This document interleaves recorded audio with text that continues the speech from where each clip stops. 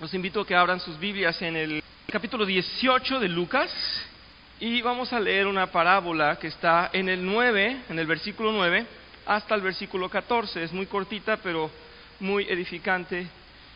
Así es que Lucas 18, por favor. Mientras llegan, bueno, les comento, la semana pasada habíamos iniciado este inciso de lo que es una clase muy grande, que, bueno, comprende muchas cosas y que la llamamos vida cristiana.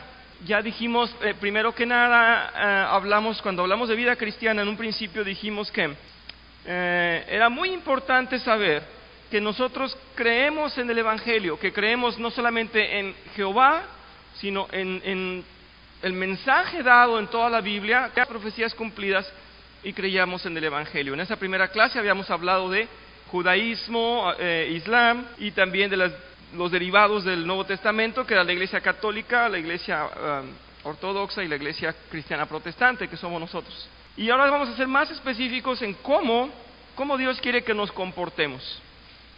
Habíamos visto esto de religiosos y pragmáticos en una primera etapa, y vamos a profundizar un poquito más. Los invito entonces, Lucas 18, versículo 9, dice: a algunos que confiando en sí mismos se creían justos y que despreciaban a los demás, Jesús les contó esta parábola. Dos hombres subieron al templo a orar. Uno era fariseo y el otro recaudador de impuestos. El fariseo se puso a orar consigo mismo y dijo: oh Dios, te doy gracias porque no soy como otros hombres, ladrones, malhechores, adúlteros, ni mucho menos como ese recaudador de impuestos. Ayuno 2 veces a la semana y doy la 10ª parte de lo que recibo. En cambio, el recaudador de impuestos, que se había quedado a cierta distancia, ni siquiera se atrevía a alzar la vista al cielo, sino que se golpeaba el pecho y decía: oh Dios, ten compasión de mí, que soy pecador. Les digo que este, y no aquel, volvió a su casa justificado ante Dios, pues todo el que a sí mismo se enaltece será humillado, y el que se humilla será enaltecido. Quiero detallar solamente para ampliar la visión de esta parábola. Cuando se nos dice que uno era fariseo y el otro era publicano, es necesario que nos quede muy claro. El fariseo era ese judío, esa división de los judíos que se dedicaban a estudiar la palabra y a querer cumplirla. Su vocación, su intención, su convicción era de leer mucho y de conocer a fondo las Escrituras y de cuidar la ley. Ese era el carácter de estos fariseos. Entonces ellos se jactaban de que conocían la palabra y cuidaban la ley. El otro era publicano. Como dijimos en unas clases pasadas, cuando hablábamos de los evangelios, decíamos que estos publicanos y recaudadores de impuestos eran odiados por el pueblo judío, porque eran judíos y a los mismos judíos les cobraban impuestos y jugaban con ese dinero, negociaban, hacían sus tranzas, y no eran nada queridos por los judíos. Tanto así que en algún juicio, en alguna cuestión legal, no se les podía considerar como testigos por ser tan tranzas. ¿Se acuerdan de este pasaje que habíamos leído? No eran ni siquiera considerados como alguien respetable. No, eran los que nos cobran los impuestos, eran rateros. Y está diciendo que el fariseo dice: oh Dios, te doy gracias porque no soy como otros hombres. Y estaba junto a él el otro, ¿verdad? Y estaba diciendo: ladrones, malhechores, adúlteros, y mucho menos como ese recaudador de impuestos. Bien, quiero solamente que captemos la idea de cómo es aquel Hijo de Dios que se pretende justo, que se cree intachable. Esa es la idea que el Señor Jesús en esta parábola nos quiere dar. En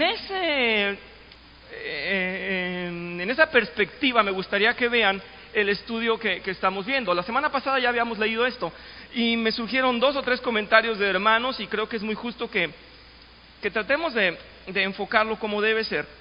En primer lugar, cumplir con las leyes siempre es bueno. Participar en la iglesia siempre es bueno. Atender a los ministerios o a las actividades de la iglesia siempre es bueno. Lo que tenemos que considerar y lo que quiero que se exprese en esta clase es que sea honesto, que sea real, que sea de convicción y que no sea por dos cuestiones. Una, porque me vean, y otra, por el hecho de que tal vez así Dios me quiera más, tal vez Dios me ame más. Ese es un error, ¿saben? Tenemos que partir del principio de que el amor de Dios no es como el amor que nosotros conocemos. Me da gusto porque hace 2 semanas, cuando estaba haciendo yo mi encuesta acerca de las clases, qué clases les gustaban más, hubo una fuerte tendencia al amor de Dios. Y claro, tenemos que revisar esa clase, pero el amor de Dios es perfecto. El amor de nosotros no, el amor que practica el hombre no es perfecto. Y nosotros ponemos muchas condiciones para amar, muchas, casi nadie merece nuestro amor. ¿Se dan cuenta? ¿Sí lo sienten en su corazón? Yo quiero que en la intimidad cada quien diga, oh, es cierto, tal vez nadie se merece mi amor al 100%. Sin embargo, el amor de Dios es superior a ese porque Él dice, ni uno, no hay uno que lo merezca, y los amo con amor perfecto. Ese es otro nivel. El amor de Dios está a otro nivel. Bueno, pues la noticia buena es que Dios nos ama con amor perfecto y que no tenemos nada que hacer para que nos ame más. ¿No les parece asombroso? No hay nada que podamos hacer para que el amor de Dios por cada uno de nosotros crezca. ¿Puede? No sé si pueda bajar. Claro, yo tampoco creo que pueda bajar. Tampoco creo que pueda hacer menos el amor de Dios, porque es perfecto. Así que estamos aquí por reverencia a Él, por amor a Él, y porque queremos agradecerle, y no nos va a alcanzar toda la eternidad para darle gracias, pero nada podemos hacer para que nos ame más. Entonces, aquel que viene a la iglesia para que Dios lo ame más, o da despensas, o atiende a los enfermos, o participa en cualquier ministerio para que Dios lo ame más, está en un error. Esa es la verdad, porque el amor de Dios no necesita purificarse. Dios es amor. Entonces no podemos hacer nada para mejorar esa relación con Dios. Quiero decir, de parte de Él hacia nosotros. Nosotros de parte de nosotros hacia Él sí podemos hacer mucho. Y en realidad tener una santidad. Pero nada de las actividades religiosas nos van a mejorar ese amor de Dios hacia nosotros. No vamos a lograr que Él aumente y que nosotros podamos convencerlo. Mira cuánto cumplo. Mira cuánto merezco que me ames. No, siempre seremos inmerecedores. Es difícil entenderlo, pero es así.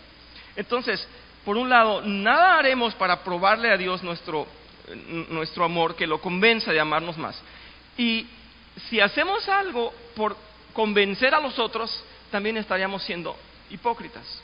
Y en este ejemplo del religioso, del fariseo y del publicano, nos están diciendo que uno honestamente estaba diciendo, Señor, yo soy pecador y ni siquiera puedo voltear a verte. Y eso era honesto. Pero el otro decía, gracias porque no soy como él.